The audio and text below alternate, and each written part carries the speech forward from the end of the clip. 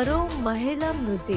భద్రాచలంలోని RTC bus stand పక్కన గల forest quarters ఎదురుగా గల ఒక ప్రైవేటు ఆసుపత్రి వద్ద ఒక మహిళ మృతి పట్ల ఆందోళన జరిగింది. పిచ్చుకలపాడుకు చెందిన ఒక మహిళ జ్వరంతో ఆ ప్రైవేట్ ఆసుపత్రిలో చేరింది. ప్లేట్లెట్స్ తక్కువగా ఉన్నాయని చెప్పిన వైద్యులు ఈ రోజు ఉదయం సీరియస్ గా ఉంది, అర్జెంటుగా ఖమ్మం తీసుకెళ్లాలని చెప్పగా ఖమ్మం తీసుకెళ్లి ఆసుపత్రిలో చేర్చిన వెంటనే మృతి చెందింది. మృతి చెందిన మహిళకు 1 ఏడాది పాప కూడా ఉంది. దీంతో పిచ్చుకలపాడు గ్రామస్తులు ఆసుపత్రి వద్ద వైద్యులతో వివాదానికి దిగారు. అంతా నార్మల్ గా ఉంది అని చెప్పి సీరియస్ కండిషన్లో తీసుకువెళ్లమని చెప్పారని గొడవ చేశారు. దీంతో ఆసుపత్రి వారు 3 రోజులకు 70,000 బిల్లు అయింది. బిల్లు కట్టకుండా సెటిల్మెంట్ చేశారు.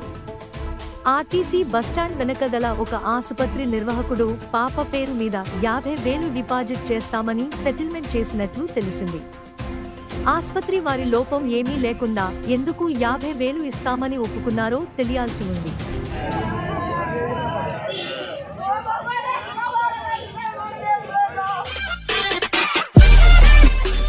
మరిన్ని అప్డేట్స్ కోసం please subscribe and watch M4 news channel.